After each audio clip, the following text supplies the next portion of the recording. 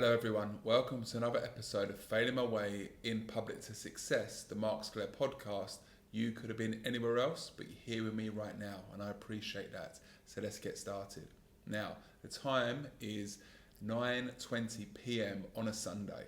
Now, I should be winding down and I should be preparing, but about 3 hours ago, I was meant to put this podcast together and the mic wasn't charged. So, typical thing, but Sunday was actually my day to go and get shit done, to be fair. And the reason why it was to get shit done was that tomorrow I have a live event, which 5 days ago I didn't have, but we'll go into that. But what I like to do before I actually do these events is I want to go down to the hotel or the event where it's being held, and I want to case the joint. I want to find out what the setup's like, what the room is like, where the chairs are going to be, what the stage is like. And for me, this is really important because I want to be able to visualize what I'm doing. Now, some people might see that as silly. Some people just turn up, rock up, get their shit done, get out there, and they're done. Me, I want to, practice and plan and visualize it. And there's a lot of stuff which I was able to gather rather than just rocking up there the next day and maybe, not having time to do anything like that. So for me, that's really, really important. So we've got this event tomorrow, which is something I'm really looking forward to. But like usual, not everything that I train on is specific to something that I've done in the past. And I always have this apprehension because, I haven't sold exactly that product, or I haven't worked in that exact market.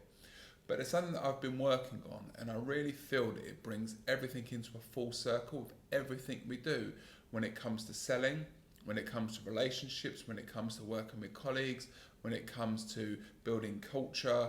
And that is, and it's these 4 letters, T.O.P.P. T.O.P.P. The other person's perspective. That is what this is all about. So whatever training I'm doing, whatever conversation I'm having, whatever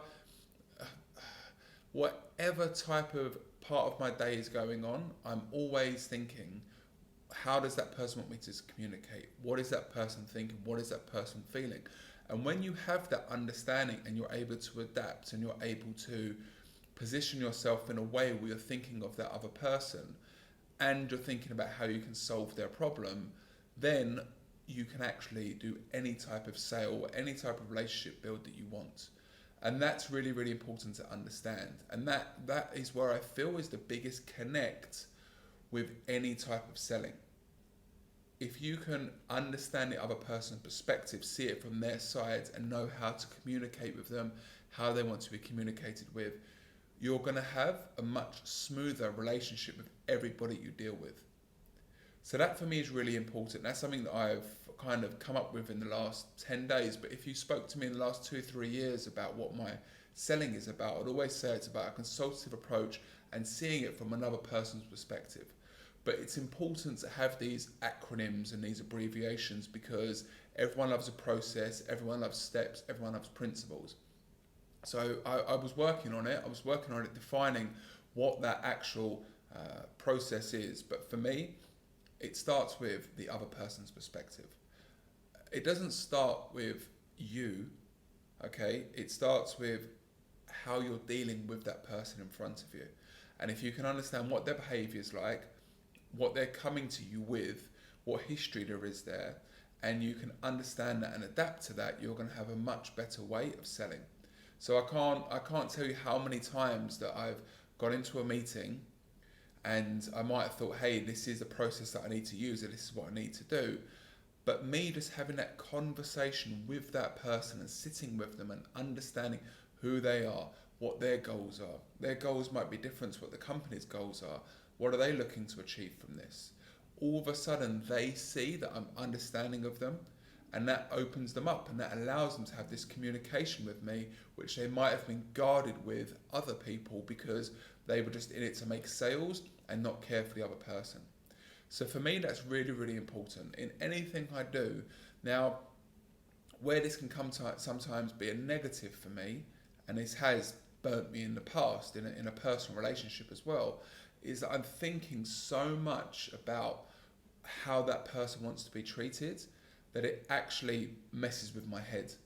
and it actually stops me from behaving how I should as a person myself. I actually ended up losing who I was as a person because I was always just wondering and caring for that other person. So you always have to stay true to who you are. You can't lose who you are when you're trying to help others or be with others or have relationships with others, because you end up at the end of it being a different person, and that is so true. So that's an experience that I've had.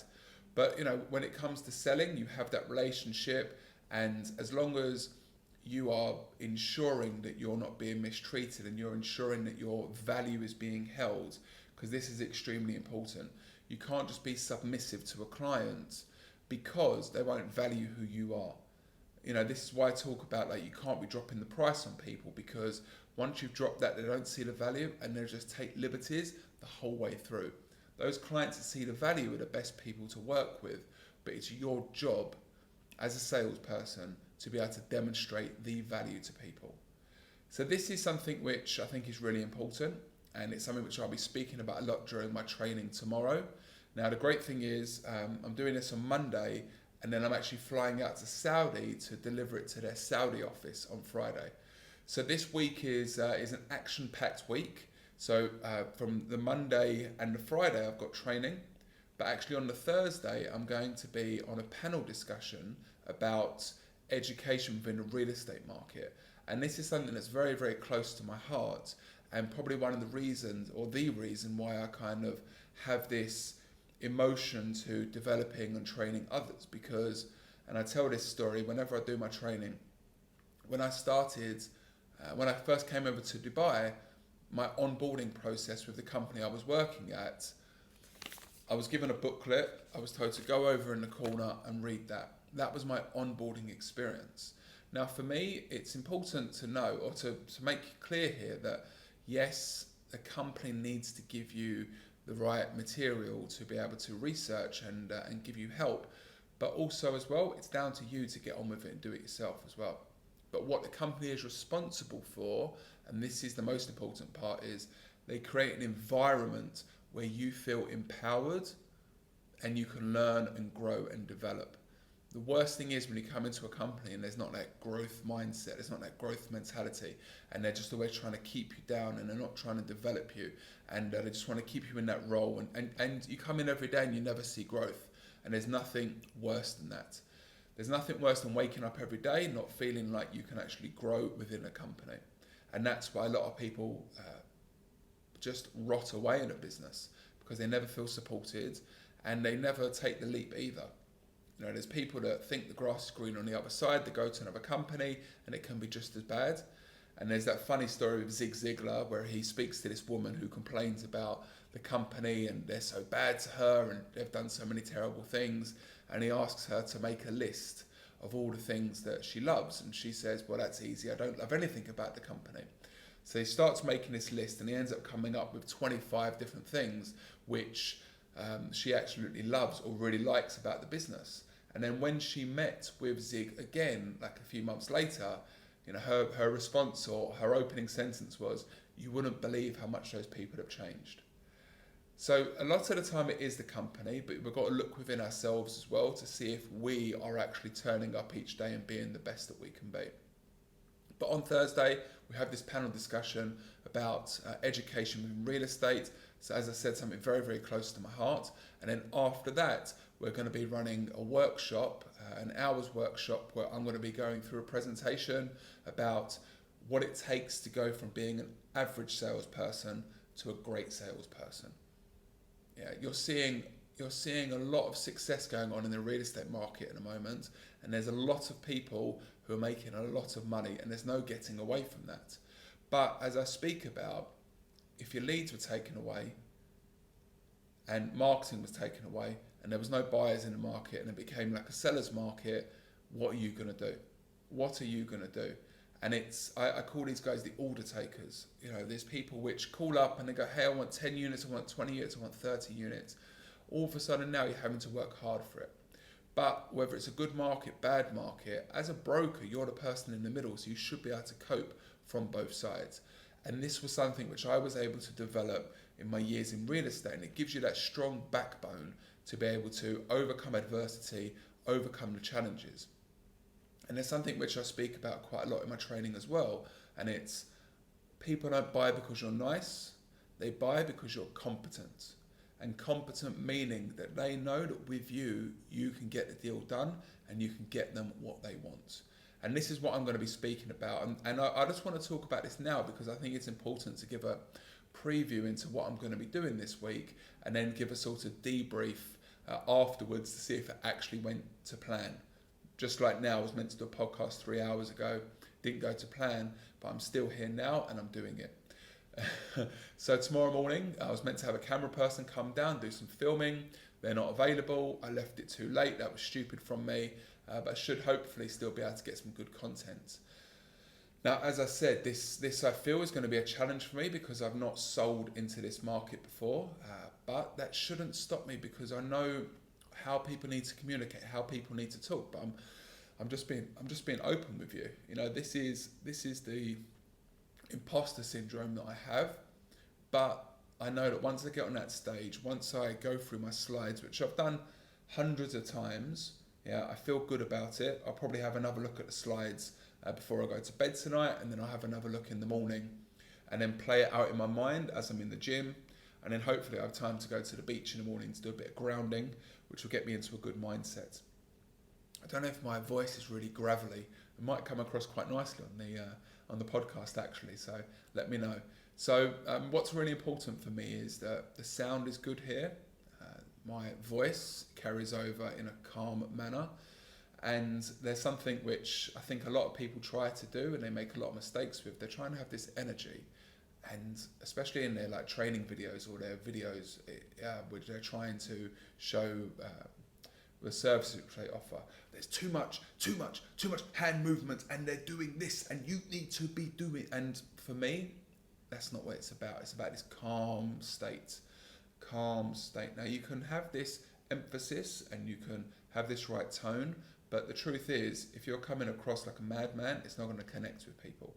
And there's this issue as well with, I'm doing the video with the arms, and it's like a T-Rex, yeah? I think it's because they've got sweat patches under their arms and they don't want to show them off.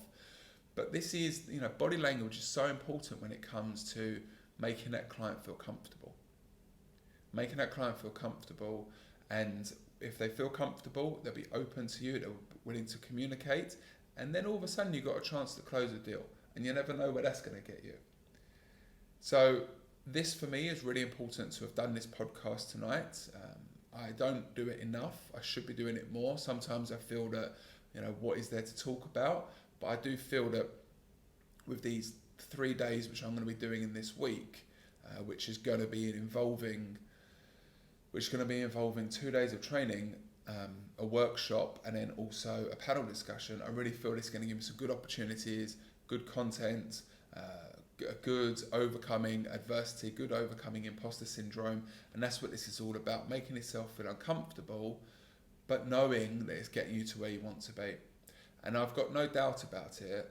I can get to where I want to be. I've just got to stop getting down on things, which I do. Quite frequently I get down on a lot of stuff because I feel like I'm not getting or delivering on a daily basis where I need to be. But it's all part of the process, and I know that if I look back over the last year, 18 months, I've come a long way, but I need to go more. And the next step I need to take is, and I keep on saying this and it really pisses me off that I'm not doing it more, I need to get more people involved. I need to be investing in those people.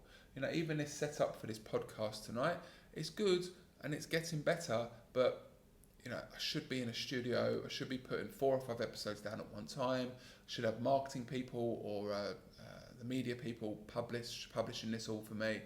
I should be out there doing my training. That's what I should be here for. And all this other stuff, I should have other people doing it. So I want to be doing that. I need to be doing more of it. I know I should. I'm calling myself out about it. And hopefully over time, there'll be more of this going on. So big week coming up. 2 days of training with what is one of the biggest companies in the world.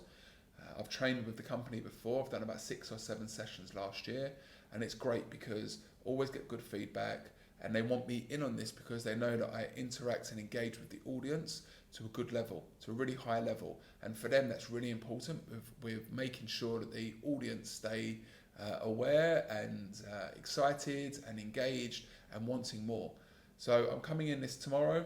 I'll definitely look the part because I'm coming in suited, okay? Hair will be fresh, everything will be looking good. Now I just need to make sure that not only do I look good doing it, but I sound good and I deliver value. And that for me is the most important. If people walk away from it and they get one thing and it can just change their mindset that little bit, I really feel like seeing it from another person's perspective is some of the biggest value that I can give to people, because a lot of the time they're so worried about how they're speaking, what they're doing. But when you start thinking of others, it actually takes a lot of pressure off yourself. Then you start to become a good listener. Which, as we know, is extremely important when it comes to selling. But if you're becoming that good listener and you're becoming that problem solver and you're becoming that person that offers a solution, you are of value. Yeah, and something which is really important to speak about, which I will speak about in the panel discussion, in the workshop, you have to believe that you are of value and what you're offering is going to help that person. That's what makes you make that phone call. That's what makes you speak to that next person. If the other person doesn't get it, it's okay. The next person will. But you have to believe in what you're selling, what you're offering. And sales is a transference of belief. And people, they connect with you because of your belief. And I'm even in my head now, I'm going to ruin this moment, but Will Smith, when he's on stage and he's talking about, people have to see this belief in you so much. They just think, this guy, he's got something. Like they don't know what it is, but they believe that you believe so much that you're going to be able to carry this on. And that is what a great leader makes as well. Like they take people on this journey because they're able to show them the vision and the journey which they can go on to get to where they want to be. So look, I want to finish this up. I don't want to take too much of your time. I hope this has been of value. I hope I haven't just blabbered on. But for me, it's important to put this down, to stay consistent. And it's not just about doing videos. I want to make sure that people know that, because I get people messaging me saying, hey Mark, you're doing really good. I'm really inspired by what you're doing. But it's important to know I'm going through these challenges as well. And that's what allows people to know that they can go through a challenge and still be okay with it as well.